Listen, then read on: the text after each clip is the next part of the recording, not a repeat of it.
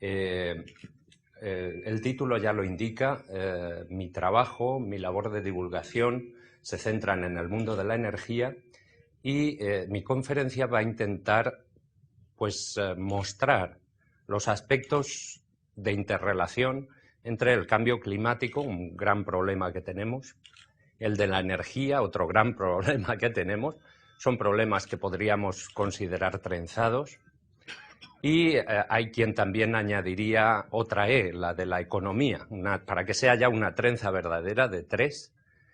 Sin embargo, yo de economía no voy a hablar nada o prácticamente nada, entre otras cosas porque ya hay mucha gente mucho más autorizada que yo y muchas más voces que se alzan para defender si se puede hacer negocio o no en un nuevo modelo que se avecina, sin duda, en el que la energía va a cambiar de perfil.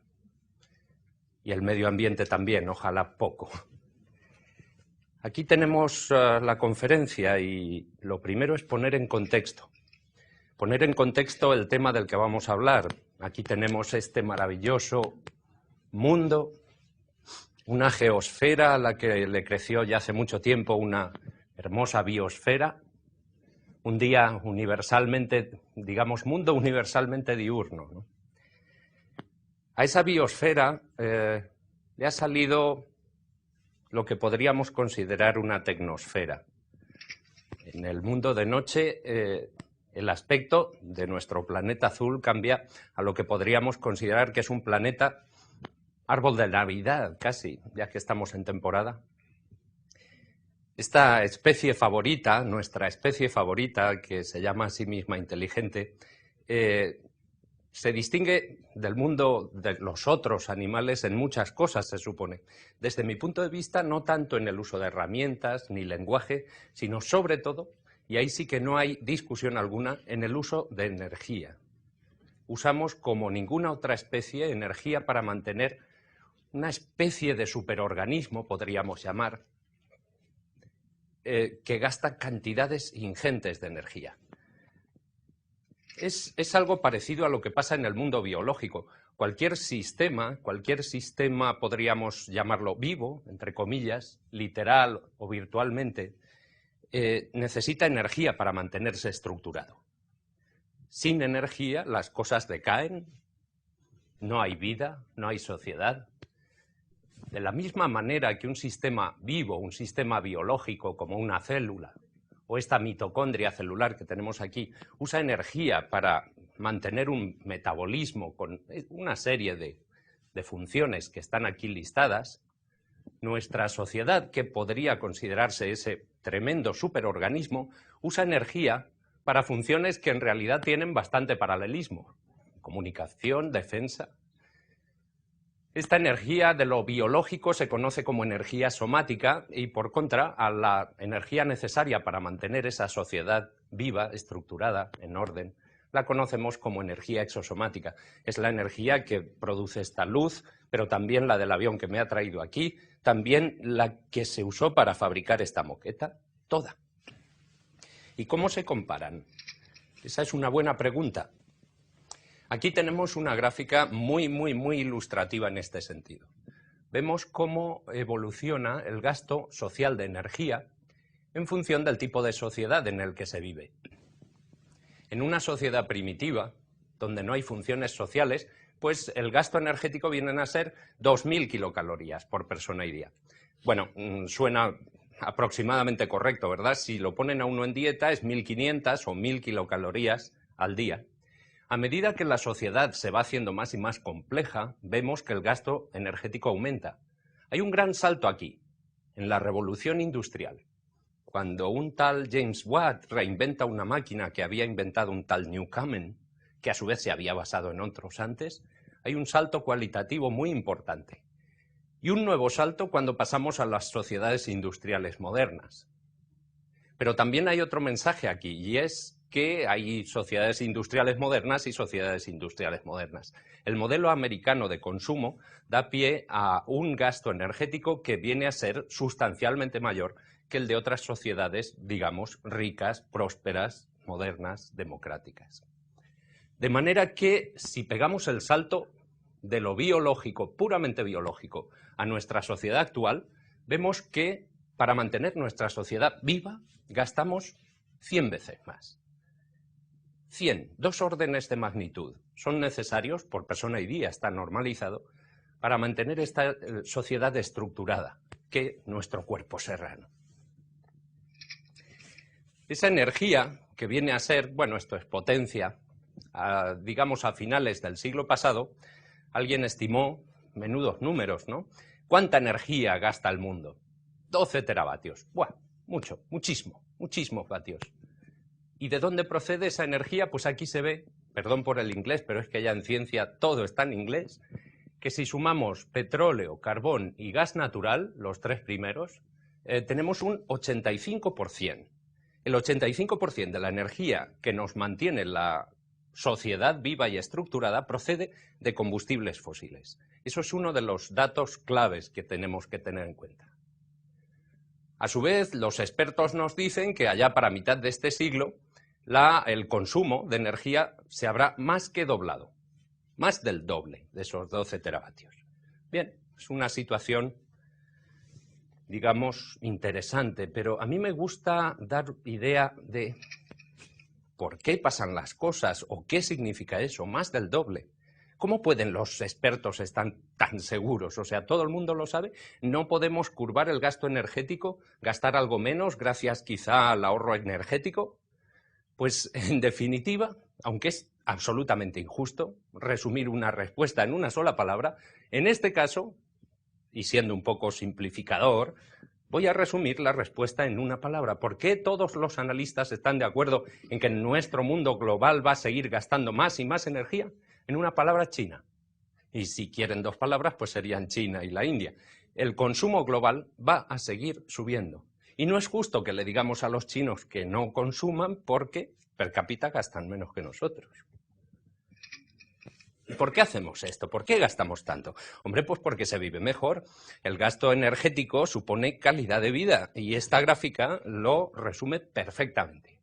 Aquí tenemos el índice de desarrollo humano, que es un índice desarrollado por la ONU, que no solo tiene en cuenta factores económicos, sino también de verdadera calidad de vida, alfabetización, por ejemplo, esperanza de vida.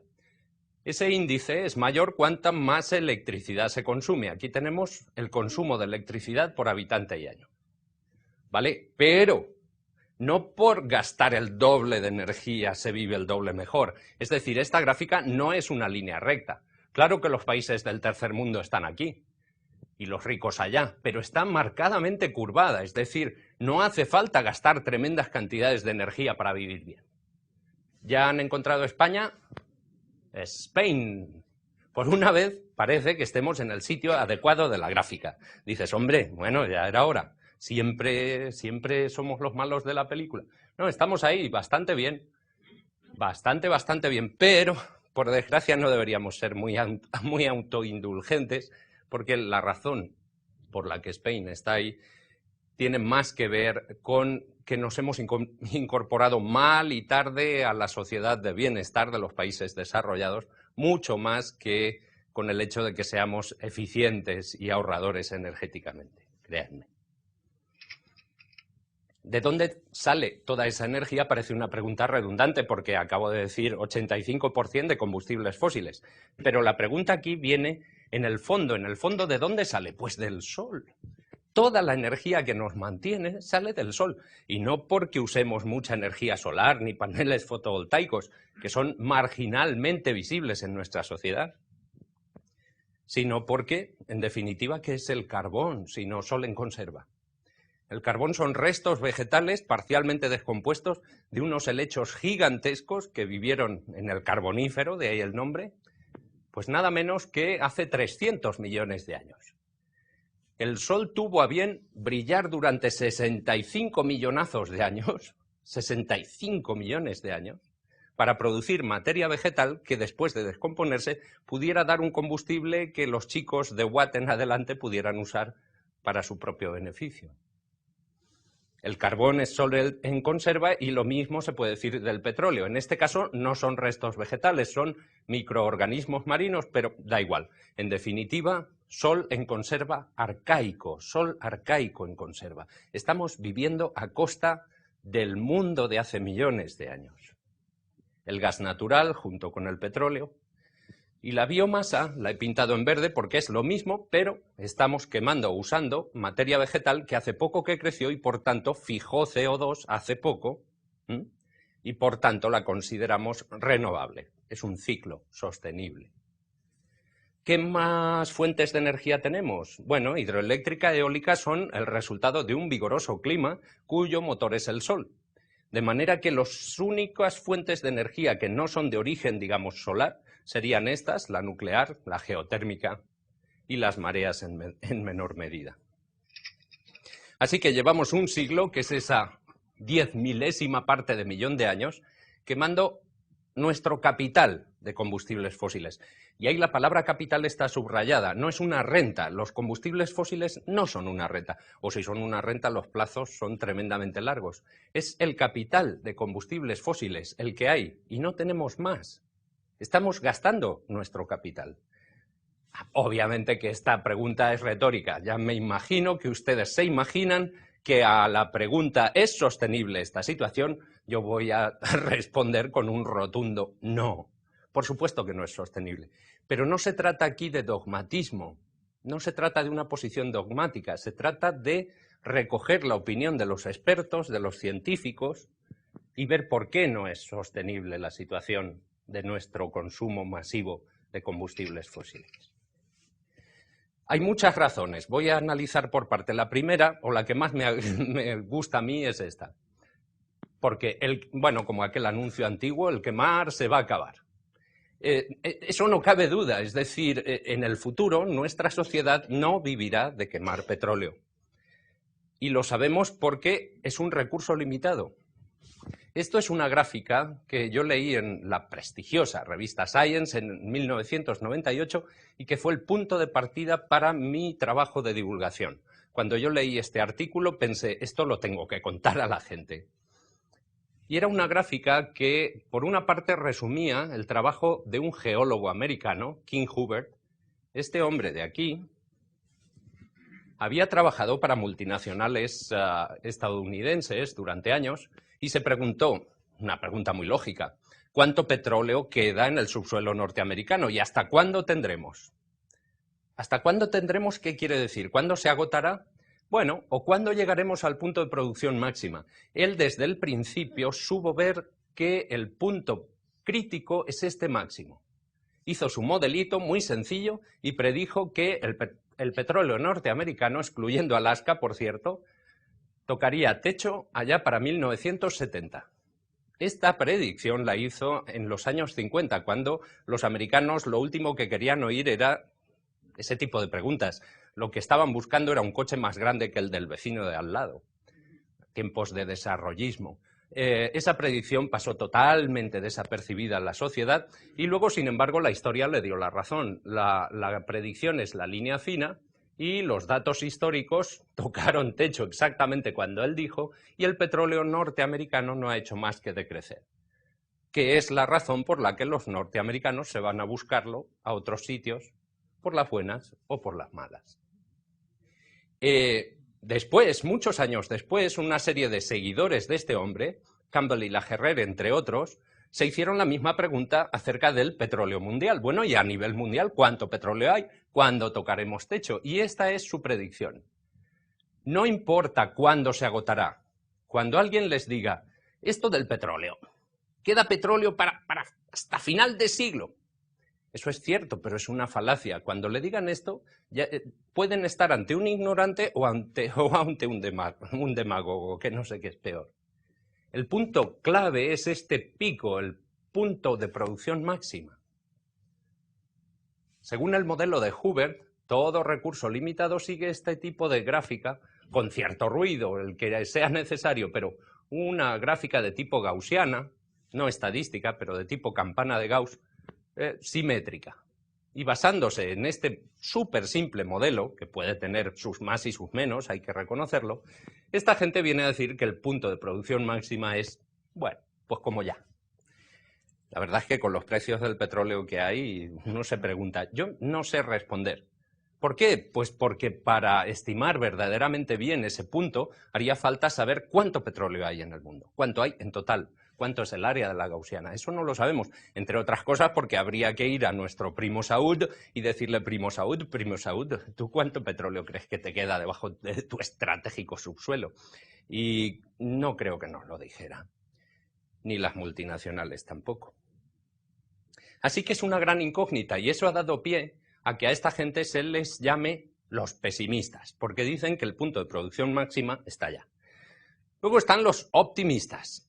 Esto es la Agencia Norteamericana de la Energía que dice, hombre, sí, que el punto de producción máxima, pero que no es para tanto, que va a ser en el 2020, 30, 37, 40. A ver, señores, yo tengo un hijo de 15 años y yo quiero que viva en una sociedad al menos tan buena como la mía. Para mí, que sea, ya sería malo desde luego, pero que sea en el 2037 me da igual. Mi mensaje es, tendríamos que estar ahora haciendo lo indecible para sentar las bases para inventar la energía de mi hijo. La energía que va a permitir que la siguiente generación viva bien. Es decir, ven cómo es un problema trenzado. No solo el medio ambiente se nos va a pique, o se deteriora, en el peor o mejor de los casos, sino que la energía está empezando a poner presión en nuestra sociedad. Da igual que el punto sea este o aquel. Deberíamos tomar medidas ya, por pura responsabilidad, por puro egoísmo. Aparte, estos que se consideran los optimistas, bueno, tienen algún punto a favor, pero muchos en contra. Esta gráfica, que cuando la ve uno es devastadora, muestra el número de nuevos yacimientos descubiertos cada año que ha ido pasando. Esas son las predicciones. Vemos que se han ido descubriendo nuevos yacimientos y más, pero que la cosa tocó techo allá por los años 60. Desde los años 60, los yacimientos nuevos que se han descubierto cada año han sido menos y menos, hasta llegar al principio de este siglo.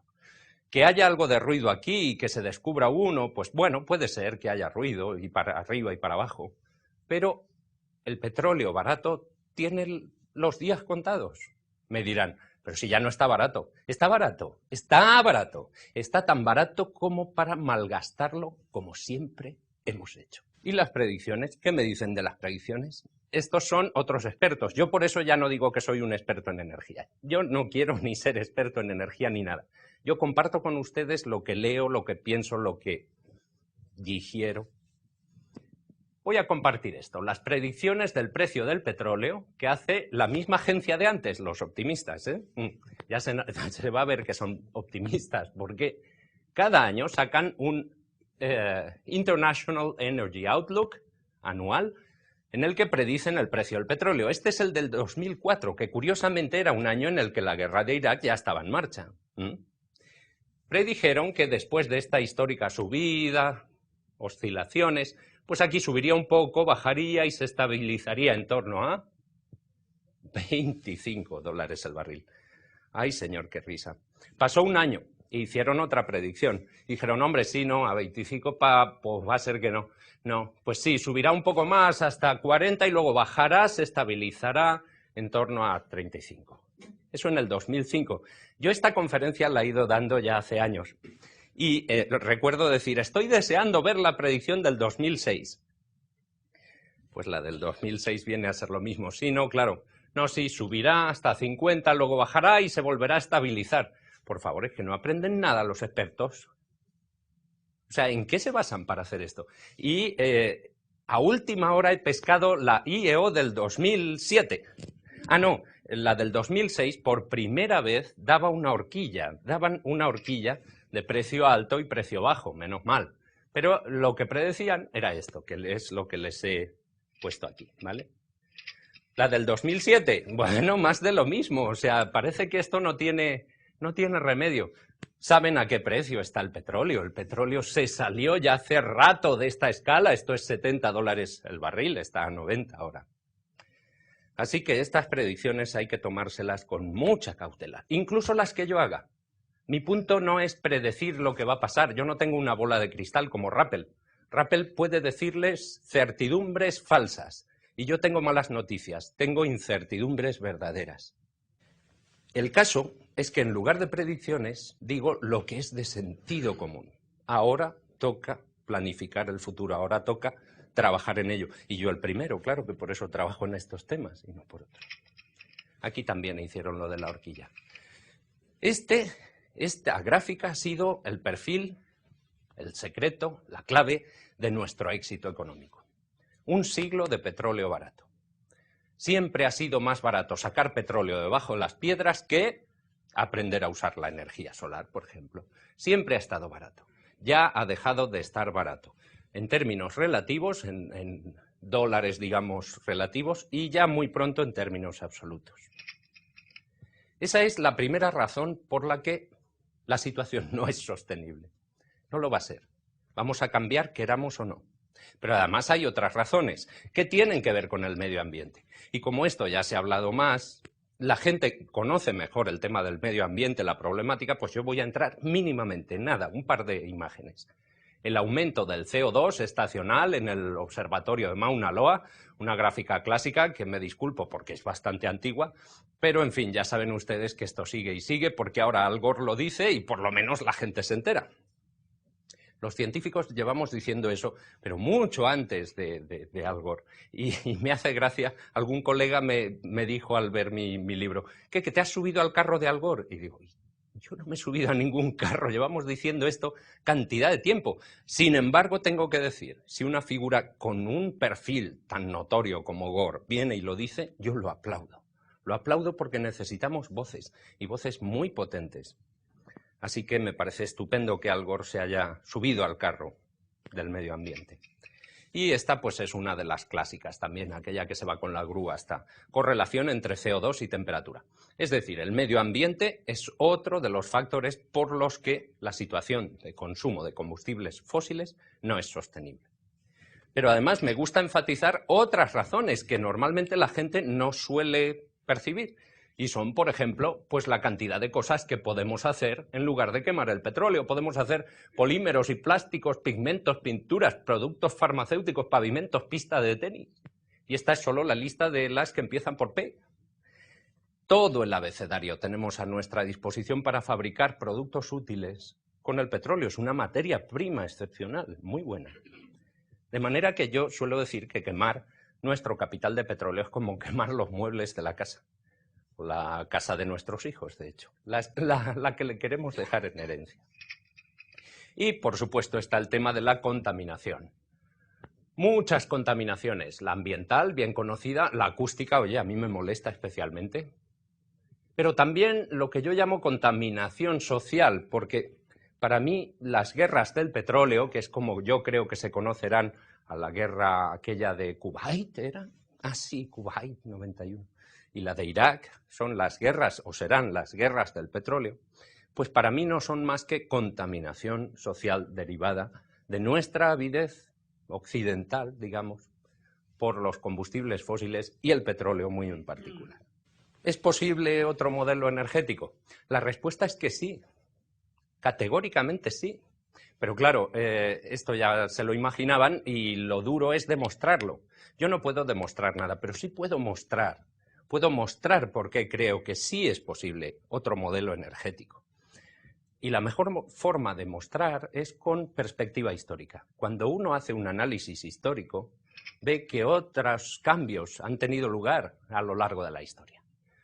Por ejemplo, cuesta pensar, pero yo me imagino, a mí me cuesta imaginarlo, pero seguramente que Einstein en 1905, cuando escribía sus manuscritos de la relatividad especial, no lo hacía con una bombilla eléctrica, no creo.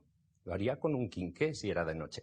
Porque nuestros abuelos y bisabuelos, para los más jóvenes, hace 100 años, se iluminaban la casa con combustibles fósiles. Este es un anuncio de una revista real de 1898. ¿Por qué? Porque no había alternativa. Pobrecicos míos, no tenían otra cosa mejor. ¿Cuándo se inventó la gran idea? La idea por antonomasia, la bombilla. La bombilla incandescente. Esto hemos dicho que era 1898. ¿Y esto cuándo se inventó? En 1879, mucho antes. Pero las cosas no pasan de un día para otro, no pasan de un año para otro, pasan lentamente y con muchos requerimientos. Para empezar hace falta la inventiva de Edison, que inventó esa... Por cierto, una pequeña digresión que a mí me gustan. Todo el mundo conocemos a Edison, y parece que la invención de esto sea una cosa del científico aislado con una mano atada a la espalda, pero no es así. Hay todo un equipo detrás y hay otra gente inventando lo mismo. Por ejemplo, en el Reino Unido saben y en el resto del mundo ignoramos que este hombre, Joseph Swan, que murió Sir Joseph Swan, porque era británico, había inventado lo mismo un año antes. El mundo estaba maduro para esto. Pero no es suficiente con inventar eso. Yo me imagino al pobre Edison con la bombilla en la mano y diciendo, bueno, ¿y ahora dónde coño enchufo esto? O sea, ¿dónde iba a enchufar? Ahora se nos dice lo mismo con el hidrógeno, ¿vale? Un coche de hidrógeno, pero habrá que hacer hidrogeneras. ¡Joder, qué coñazo! Habrá que hacer toda una infraestructura. Ya se ha hecho, señores. Se ha hecho muchas veces en la historia. La cuestión es que queramos hacerlo, es que demos el primer paso. Todo largo camino comienza con un primer paso, dicen los orientales, ¿no? Pues ahí estamos, ya nos hace falta el primer paso. Pues sí, esta es una historia, la historia de la ciencia, que muestra, no demuestra nada, pero muestra que cambiar es posible. Y es lento y es dificultoso, pero es posible. Así que mi conclusión es que después de ese siglo de arduo trabajo, nuestra especie favorita ha conseguido trasladar el problema de dentro de las casas afuera a la calle. O sea, fijaros si somos brillantes, ¿eh? Somos la leche de especie. En un siglo nos ha costado trasladar el problema de dentro afuera, pero tenemos un problema, porque somos muchos. Pero no está bien que yo llegue aquí y ala, os inunde con, permitidme el tuteo, yo estoy siempre más cómodo, ala, con datos y problemas y ala. Algo habrá que hacer, ¿no? A cada uno que se le pregunte podría dar una lista de cosas diferentes. La mía es esta. ¿Alguna solución? ¿Da alternativas? ¿Qué hacemos? Pues sí, no es una sola solución. Tiene que venir de muchos sitios las soluciones. Una pata del taburete este sería combustibles más limpios, para empezar. Yo trabajo en el hidrógeno y entonces voy a hacer un poquito más de divulgación del hidrógeno, pero solo porque lo conozco más, no porque sea corporativista, y ya verán que lo voy a criticar, de hecho. Combustibles más limpios, pero también fuentes primarias renovables. Y finalmente, si no lo primero, ahorro y eficiencia energéticos. Son tres grandes avenidas de acción que necesitamos en paralelo para intentar resolver este problema. Bien, combustibles más limpios. Para empezar, tenemos a corto plazo los biocombustibles. El biodiesel, que procede de, digamos, aceites o plantas oleaginosas, se añade al diésel. Ojo que suele ser un 10-20% renovable, porque es también diésel del petróleo, es una mezcla. El biodiesel de aceites al diésel y el bioetanol, que procede de, digamos, azúcares o almidones, cereales, etcétera, maíz, la crisis del maíz, la tortilla, la crisis de la tortilla se conoce ya. Pues el bioetanol, que se añade a la gasolina. Ese es el panorama inmediato de biocombustibles. Pero recientemente se va hablando del hidrógeno como el combustible del futuro. Y yo le he puesto aquí media interrogación. En parte porque es más cómodo que buscar la otra interrogación aquí, pero en parte porque yo no sé si es seguro que sea el combustible del futuro o no. Así que lo dejamos en media interrogación. Ojo que hay datos para pensar que sí que lo será. Esta es una noticia del... Bueno, se lee horrible, pero es El País de 2005 y hablaba de Honda presenta en Europa la segunda generación de su coche de hidrógeno. Este no era un prototipo, no es un prototipo, es algo que se vendía, se iba a vender, mejor dicho. Eso sí, en Japón y California. ¿Por qué en esos dos sitios? Porque tienen regulaciones que lo hacen posible. Pero es un coche de hidrógeno. ¿Dónde cargarán de hidrógeno? Esto del hidrógeno no es combustión. Se basa en pilas de combustible y dices, pues será combustión. Pues no. Esto es lo que es combustión.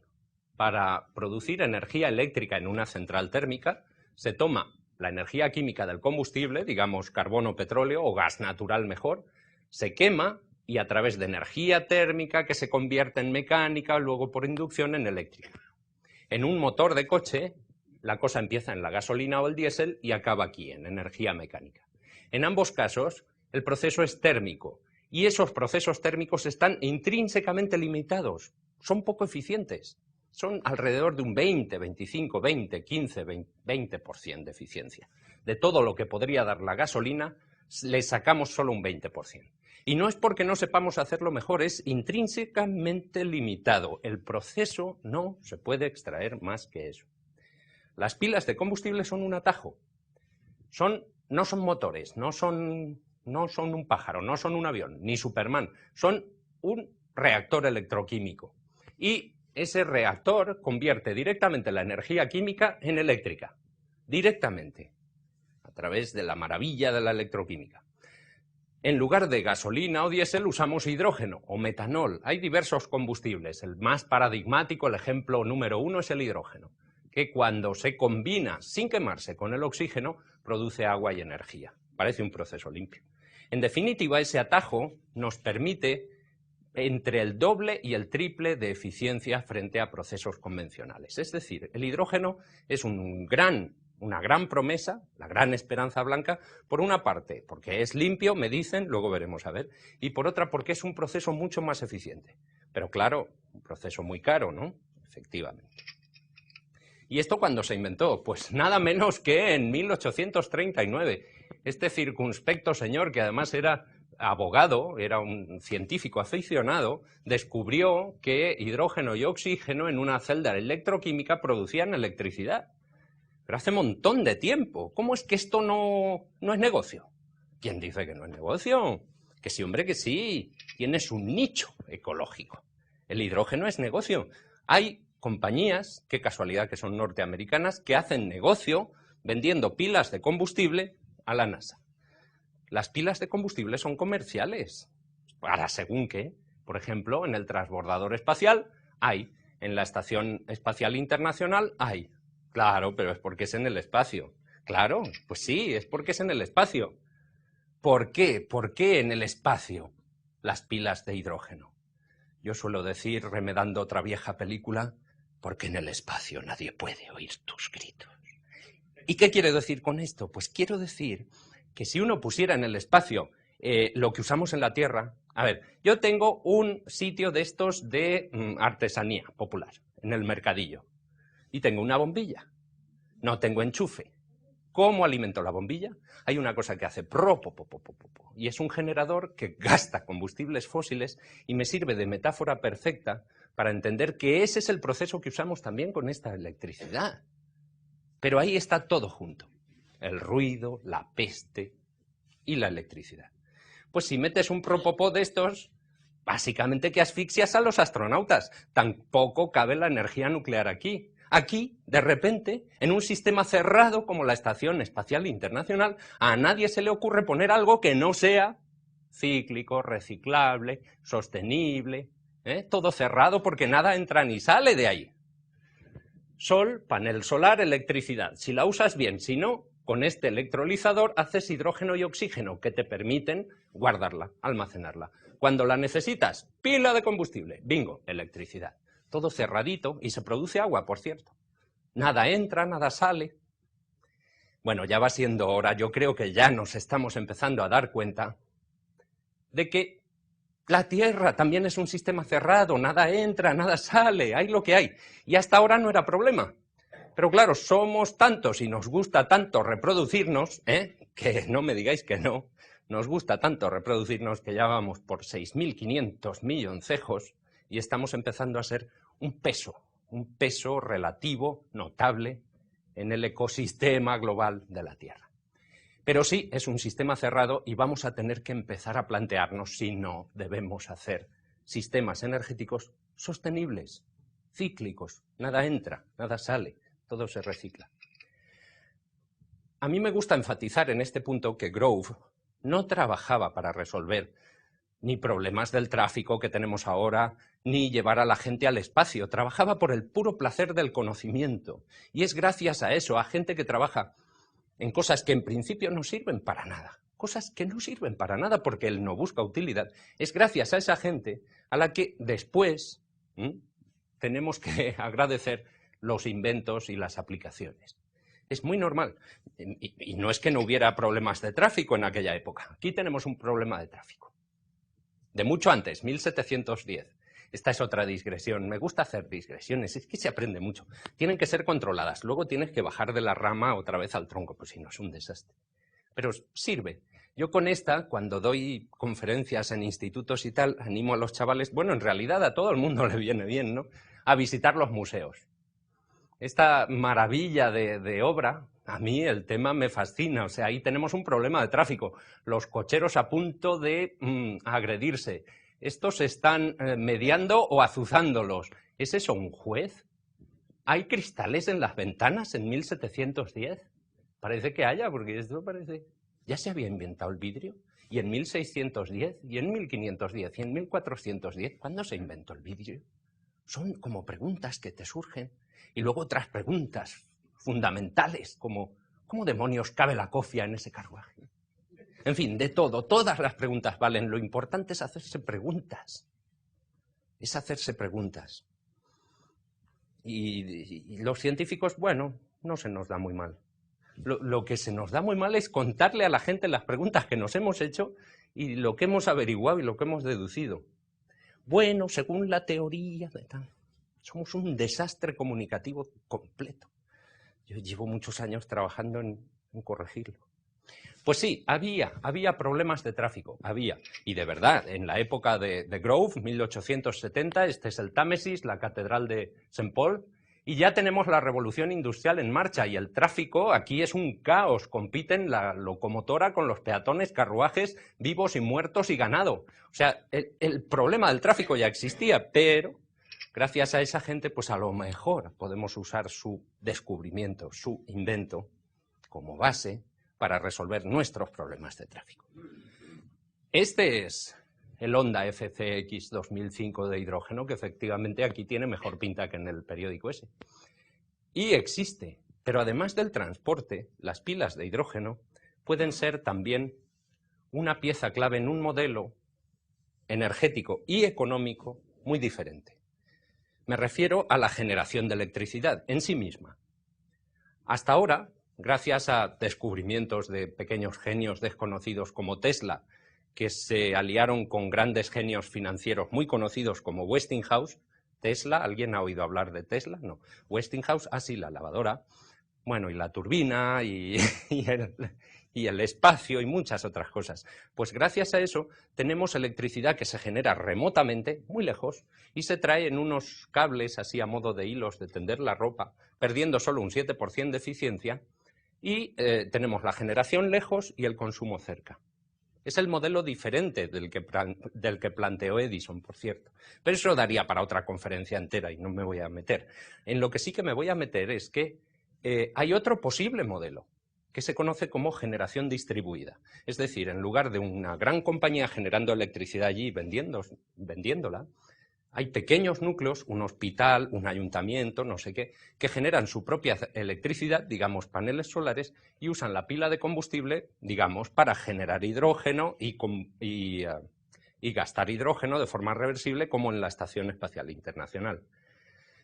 Es huelga decir, obviamente, que es un cambio de modelo radical en el que los usuarios y consumidores de electricidad podríamos pasar a ser, a nuestra vez, productores.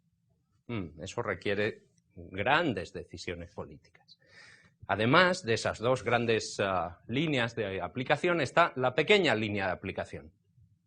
Una pila de combustible, en este caso de metanol, no de hidrógeno, puede alimentar a ese Toshiba pues durante 20 horas, mucho más que una batería de litio. Así que ahí andan los científicos, tecnólogos, ingenieros desarrollando todo eso. Bueno, pues ya está, ¡hala, me voy! Ya he resuelto los problemas del mundo. He dicho antes que yo trabajo en esto del hidrógeno, pero odio vender motos. Y entonces lo que hago es decir las cosas como son. Y ahora voy a hacer una crítica. Porque ¿el hidrógeno será la panacea? Pues no va a ser la panacea. No tenemos panacea, por cierto. Eso es parte del mensaje que quiero que os llevéis a casa de esta conferencia. A ver, es que a veces mis colegas, incluso los más bien intencionados, yo los veo vender unas motos que no toca. El hidrógeno se vende como energía silenciosa, limpia, fuente abundante de energía, que a veces a mí me ponen los pelos de punta pensando en el móvil perpetuo, cuando dicen inagotable. Si de abundante se pasa a inagotable ya, uff. ¿Y por qué dicen esto? A ver, silenciosa, pues sí, no tiene partes móviles y es silenciosa, como un panel solar, mucho más silencioso que esto. Vale, es silenciosa, es limpia, abundante. Hombre, abundante, a ver, vamos a ver. Abundante quiere decirse que, fíjate, ahí tenemos el agua del mar para, bueno, sacar hidrógeno a punta pala. Pero el hidrógeno que está ahí en el agua del mar no es el que nos vale. Necesitamos hidrógeno gas, H2. Y lo que tenemos ahí es H2O. Claro. Es que es eso, precisamente, esa es la clave del uso del hidrógeno. El hidrógeno es un vector energético, es una forma de tener materia en estado energético activado para que luego nos dé la energía. Aquí no hay móviles perpetuos, aquí hay que poner energía para que luego la cosa te dé energía. Por cierto, siempre da menos de la que has puesto, en cualquier caso, en el hidrógeno y en la gasolina y en todo. Y finalmente es limpio. Bueno, es limpio, nos dicen, fíjate, la humanidad ha pasado de usar madera, carbón, petróleo, gas natural y cada vez el contenido de carbono es menor. Por unidad de energía cada vez producimos menos CO2 a medida que nos vamos a los combustibles menos sucios. En vez de más limpio voy a decir que el gas natural es menos sucio. Si pasamos al hidrógeno, pues ya está, ¡fla! Ya no tenemos CO2. Se acabó el problema y el medio ambiente resuelto. Pero a ver, señores, eso no es responsable. La pregunta es, pero es que el hidrógeno crece en los árboles.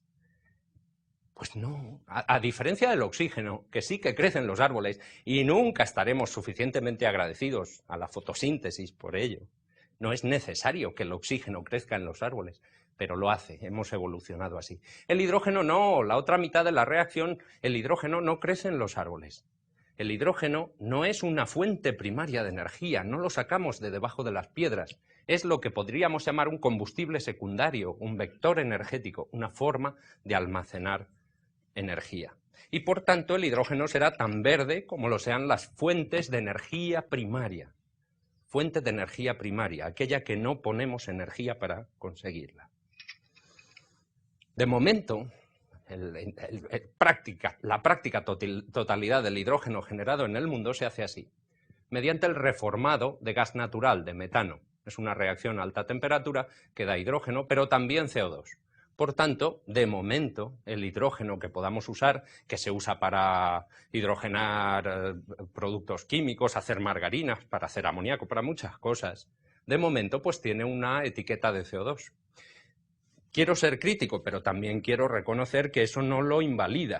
Por ejemplo, incluso el hidrógeno hecho a partir de gas natural, por ejemplo aquí, contamina menos que un vehículo de combustión convencional. Incluso ese. Lo ideal sería pasar a un hidrógeno renovable que se haga mediante energía solar, por ejemplo. Y entonces sí sería limpio, entonces sí no produciría nada de CO2. Entonces vemos que la cosa es, bueno, sí, pero no, a ver, no nos pasemos. Desde luego es una gran promesa el hidrógeno, pero no está aislado en el mundo, no es un santo virginal aislado del resto del universo energético. Dependerá, será una pieza clave en un rompecabezas muy complejo en el que las energías renovables tendrán que jugar su propio papel. Y en eso el hidrógeno no es diferente de la electricidad. Muchas veces, ¿cuántas veces algún ingeniero nos habrá dicho que la electricidad es una fuente, bueno, ingeniero o quien sea, vaya, no quiero decir, una fuente limpia de energía? Bueno, la electricidad no es una fuente, para empezar, y luego limpia, pues depende de dónde la saques. Esta gráfica es el tipo de gráfica que nunca hay que sacar en una conferencia como esta. Porque la gente dice, yo el primero, ¿cuánto número? ¿Qué es eso? Bueno, pero la he sacado para ver ciertos recursos pedagógico-divulgativos.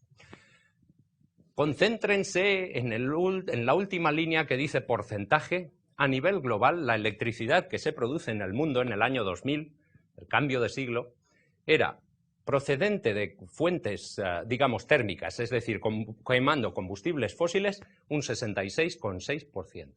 Hidroeléctrica, un 21%. Nuclear, un 11%. Y otras, o sea, renovables, un 1%. Entonces, claro, eso yo lo puedo decir y ustedes, vosotros lo comprendéis sin ningún problema. Pero a mí se me olvidan esos números, de verdad.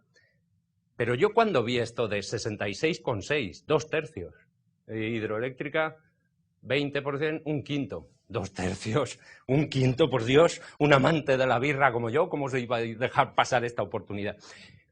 Esta forma de verlo hace que no se olvide. De cada litro de electricidad que se generó en el 2000 en el mundo, y seguimos igual, de cada litro de electricidad, 2/3 proceden de combustibles fósiles.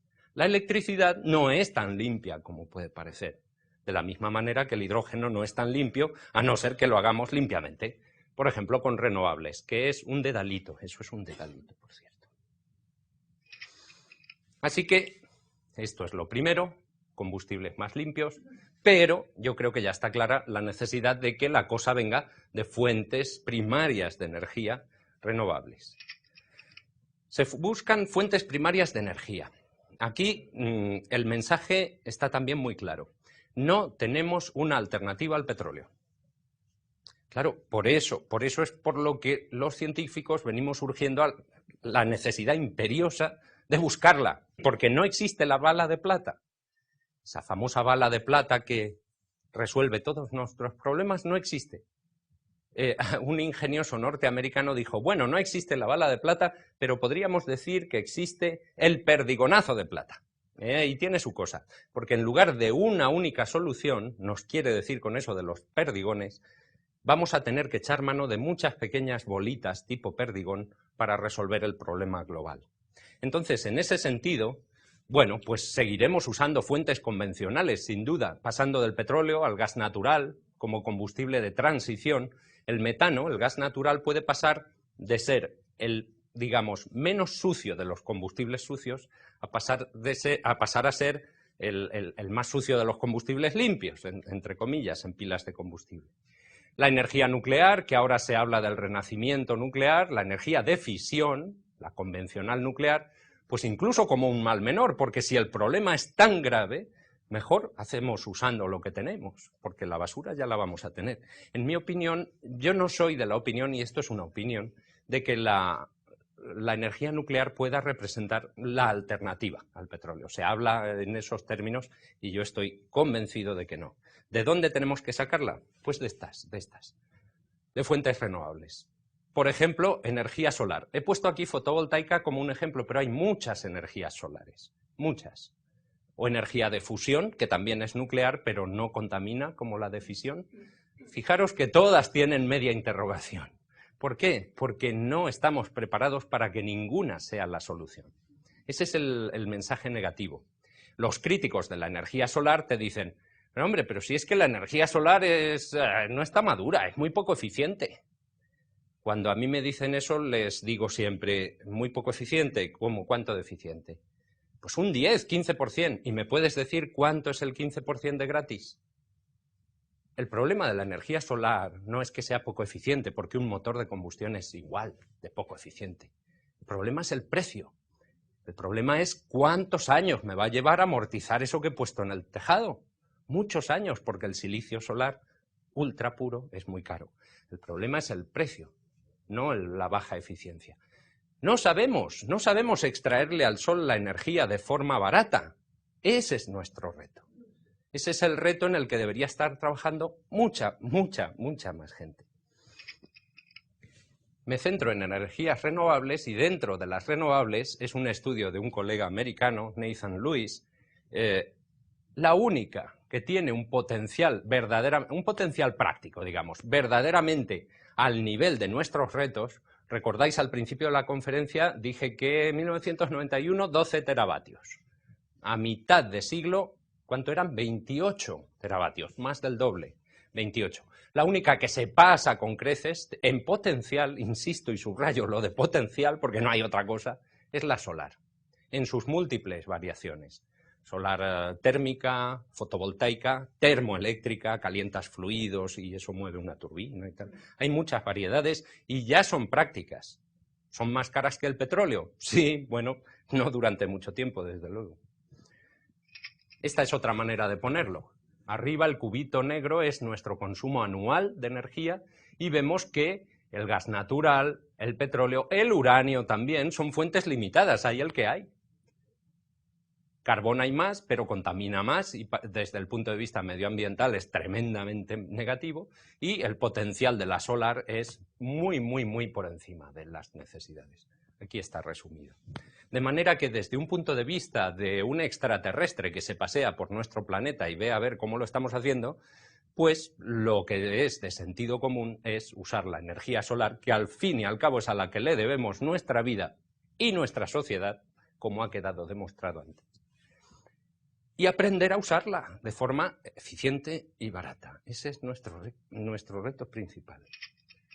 Este hombre, el mismo Nathan Lewis, hizo una evaluación así rapidita, un cálculo rápido, en el que estimaba que para suplir, digamos, para dar las necesidades de electricidad mundiales, serían suficientes con esa área. Es decir, no hace falta llenar África de paneles solares, ni España, ni... No, es una fracción relativamente factible, con paneles solares del 10% de eficiencia. Insisto, el problema es el precio. Y finalmente, aunque quizá debería serlo número 1, voy a hablar de ahorro y eficiencia energéticos. Juro que lo había corregido. Ahorro y eficiencia energéticos. Bueno, es que es lo más sencillo que se puede hacer. Empezar a apretarnos el cinturón, gastar menos. Esto es, la energía más limpia es la que no se consume. La más barata. Sí, claro, se dice pronto. Pero esto, a ver, es un poco de sentido común. Yo vi una vez esto en unos pantalones vaqueros, y no hago propaganda, porque ahí no dice la marca, cuidado. Dije, pero esta situación no es sostenible, se nota que es, bueno, es como un ensayo de resistencia de materiales, pero bastante antiguo. Bastante antiguo. ¿Por qué sé que es antiguo? Bueno, primero porque lo dice aquí. Y luego, pues porque en un mundo sostenible el ensayo no se haría así, se haría así. ¿Por qué? Pues porque con la mitad de los sueldos, la mitad del pienso, sacas el mismo resultado. Esto que parece una broma, resulta que las empresas llevan muchas décadas que lo saben, y la rebaja de costes, etcétera, viene a representar esta forma de hacer las cosas. Lo que parece que no hayamos conseguido es trasladar esa filosofía al ámbito doméstico, a nuestra casa. Y se nos aconseja insistentemente, pero yo en esto no voy a entrar porque es de dominio público. Apaga la luz, usa el transporte público, esto y lo otro. Eso está claro, yo lo doy por asumido personalmente. Un frigorífico de clase A, de alta eficiencia energética, frente a uno de tipo D, se rentabiliza en 3 años y medio, porque gasta menos. Esto lo dicen hasta en idiomas que para mí son exóticos y desconocidos. O sea que es universal.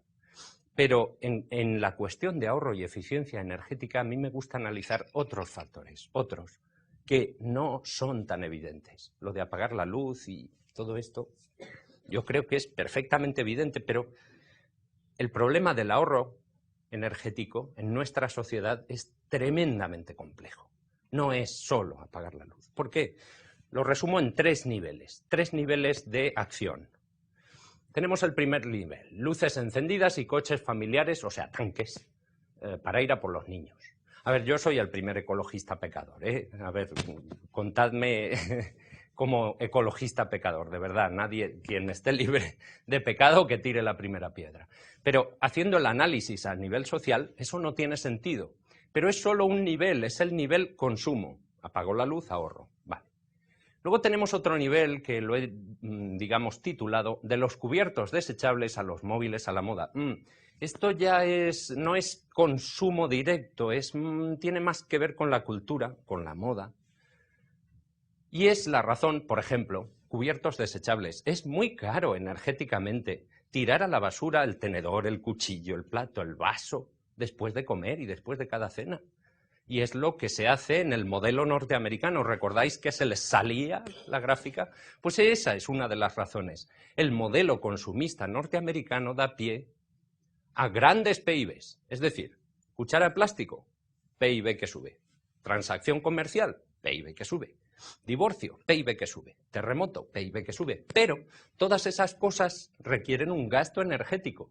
Es decir, un móvil que se desecha al año y medio porque ha salido uno que hace las fotos y hace otras cosas polifónicas increíbles, es un derroche energético.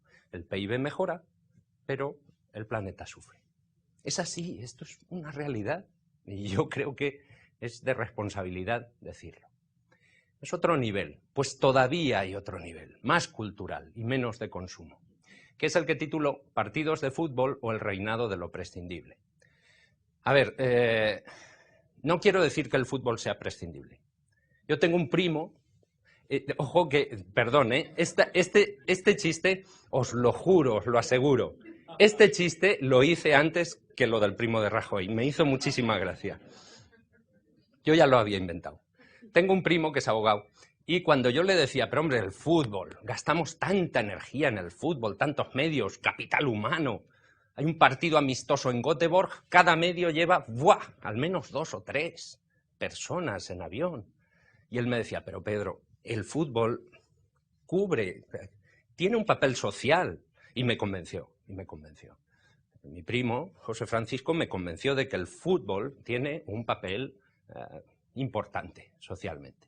Entonces, pero sigue siendo verdad, vivimos en el reinado de lo prescindible por el fútbol y por 20.000 otras cosas. Yo me imagino que si hubiera tanta gente como se dedica a prensa de tono rosa o amarillo, investigando en energía solar, iríamos mucho mejor, tendríamos más futuro como especie favorita e inteligente. Pero no es así, vivimos en el reinado de lo prescindible. Y para contraargumentar a mi primo, me sirvió perfectamente esta noticia. Esta noticia apareció en un periódico catalán, escrita, redactada por alguien que está en mi mismo lado de la trinchera, del mismo lado, del ahorro y la eficiencia energéticos. Un periodista que decía a los catalanes: la reducción del consumo en los hogares catalanes permitiría iluminar el Camp Nou durante 400 temporadas. Y yo lo leí y dije, gracias, pero es que está al revés. Y si los partidos de fútbol se jugaran el domingo por la mañana, ¿cuántos hospitales y colegios se podrían iluminar? ¿Veis lo que quiero decir? O sea, mi primo tiene razón, pero el fútbol no está ahí porque sea algo socialmente útil. Está porque es negocio. Y tenemos que empezar a pensar en algo más que el mercado. El mercado también. Es decir, yo no soy ni comunista, leninista, ni marxista, no sé cuantaísta, que esto ya está superado. Pero hay algo más que el mercado. Por Dios, y está clarísimo. Y esto ya a estas alturas debería de estar súper claro. El siglo XXI se inauguró con un World Watch Institute que daba estos signos vitales preocupantes. En 1999, más del 1% del PIB mundial se gasta millones de dólares. De los 10 grandes anunciantes, 4 eran empresas automovilísticas. No renunciamos al coche rápido a 200 por hora. Ahora en la zona metropolitana de Barcelona se quiere limitar a 80 para, digamos, contaminar menos y está siendo tremendamente complicado. Nos cuesta muchísimo cualquier pequeño paso para el gran camino. Muchísimo. 1998 fue el año más caluroso desde que se miden. Pero desde entonces resulta que, como sabéis, probablemente 2005 fue el segundo más caluroso, y 2003 el tercero, y 2002 el cuarto, y 2004 el quinto, y así. O sea, está claro lo del calentamiento, está claro que estamos echando a perder nuestro mundo. No, según Lovelock, Gaia sobrevivirá. Estamos echando a perder nuestra sociedad que yo amo mucho, por cierto. Merece nuestro mundo mejores líderes, en definitiva, menos miopes. Yo veo a los líderes, especialmente algunos, especialmente con miopía de futuro. Este es un ejemplo. En el estado, en Washington DC, 2003, el presidente George W. Bush, o sea, Jr., en su discurso del Estado de la Unión, tomó una gran iniciativa. Dijo que iba a usar 1.200 millones de dólares, en americano 1.2 billion dollars, que ya sabéis que los billones allí son los miles de millones, en empujar, favorecer la economía del hidrógeno, la investigación y la ingeniería. Aunque eso se fuera en su mayor parte a la industria de Detroit, pues me parecería muy bien, es mucha pasta. Ya querría yo que a nivel europeo, español, catalán, el que fuese, mis líderes dedicaran la parte proporcional por habitante al hidrógeno. No es así. Esto es mucha pasta, ¿eh? Más que en Europa. 1.200 millones de dólares. Pero es que 3 meses después, el mismo presidente Bush pidió a su pueblo, al pueblo de los Estados Unidos, vía ruego al Congreso, permiso para gastar 75.000 millones de dólares. ¿Adivináis en qué? Pues en arrancar y prolongar durante unos meses la guerra de Irak. Era para empezar la guerra de Irak. 75.000 millones. A estas alturas, que ya no hay guerra en Irak, ya lo sabéis, cada año se sigue gastando una parte parecida. Y los republicanos dicen que se lleva gastado 500.000 millones y los demócratas que 1 billón, billón europeo, no americano, porque hay costes que no han tenido en cuenta. No entro en eso. En lo que voy a entrar, en lugar del baile de cifras, es en la forma gráfica de decir esto. Yo me resisto a poner esto y confiar en que, como ya sabemos matemáticas, 1.275.000, pues ya sabemos. No, quiero mostrarlo de una manera gráfica. Pero claro, hacer un diagrama de barras con 2 barras me parecía muy patético. Y lo que hice fue aprovechar, pensé, uy, mira, 12, voy a poner esto en font 12 y esto en la font proporcional 750. Esto es lo que gastó Bush para el hidrógeno y esto es para el principio de la guerra, para el principio. Insisto en que ahora reconocidos son 500.000 millones de dólares. Si su padre, literalmente, hubiera gastado ese dinero, 500.000 millones de dólares, en el hidrógeno y la energía solar, a lo mejor no le había hecho falta a su hijo irse a Irak a buscar el petróleo.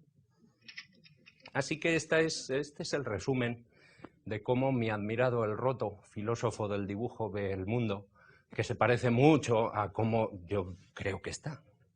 Hace falta despertar. Ojo que no hace falta ser una gran potencia para despertar. En Islandia puede estar teniendo lugar, o en Canadá también ahora, quizá en la Unión Europea también, un principio de cambio de sistema. ¿Cómo? Pues resulta que en Islandia hay un consorcio estratégico entre lo mejor de cada casa, petroleras, hidroeléctricas, el gobierno islandés, para hacer de Islandia un país independiente de combustibles fósiles. ¿Cómo? Con su energía primaria, para empezar, que tiene mucha renovable, geotérmica e hidroeléctrica, mucha, es un buen punto de partida, y con el hidrógeno como un vector energético que movería autobuses, coches e incluso la flota pesquera, que es otra de las riquezas del país. Entonces, un pequeño país como Islandia podría, la verdad es que tienen dificultades, ¿eh? No es un camino de rosas, ni siquiera para un país que puede ser el banco de pruebas y que tiene todo a favor. Esto fue una idea de un tal profesor Bragi Arnason, que en los años 70 postuló la posibilidad de usar el hidrógeno como vector energético allí. Se le cachondeaban llamándole profesor hidrógeno. Es lo que suele pasar. Pero este hecho nos recuerda pues esta frase que a mí me gusta mucho, que la utopía no está para ser alcanzada, sino para marcar el camino. Esta nos redime un poco a los utópicos, porque yo sin esa frase yo no podría dar esta conferencia. En definitiva, como conclusión, yo creo haber mostrado, que no demostrado, que estamos abocados a un cambio, estamos a punto de tener que hacerlo urgentemente, un cambio que va a representar una reevolución tecnológica, que la tecnología de generación de energía va a cambiar, lo queramos o no, y que tendrá que estar impulsada por revoluciones científicas. Eso me lo tienen que creer, porque siempre ha sido así. Y queda mucho por hacer, desde luego. Pero voy a compartir con todos vosotros un poema, que está en catalán, pero os lo traduzco, que cuando lo leí es de Miquel Martí i Pol, que murió en el 2004, creo, no me acuerdo, hace unos años. Y cuando lo leí pensé que lo había hecho adrede para esta conferencia. Dice: en soledad, pero no solitarios, reconducimos la vida con la certeza de que ningún esfuerzo cae en tierra estéril, árida, baldía. Llegará el día en que alguien beberá a manos llenas el agua de luz que brote de las piedras de este tiempo nuevo que ahora esculpimos nosotros. pues gracias a Martí y gracias a todos vosotros.